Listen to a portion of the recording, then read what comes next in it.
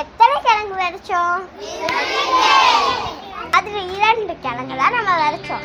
ஆனா இப்ப நமக்கு எவ்வளவு கிழங்கு தந்திருக்கு தெரியுமா? திரும்பவும் விதைக்கிறதுக்காக 2 இதை எடுத்து வச்சு மிச்ச கிழங்கெல்லாம் எடுத்து அவிச்சு சாப்பிடலாமா?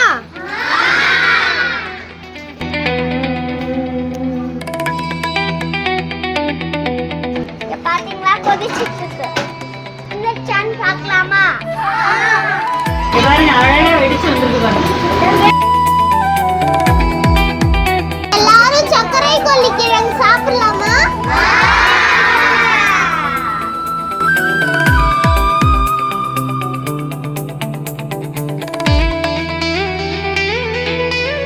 சர்க்கரை கொல்லி கிழங்கு நிறைய நார் சத்தையும் தருது. அப்புறமா நம்மளோட கெட்ட கொழுப்பையும் நம்ம கிட்ட இருந்து போக்குது.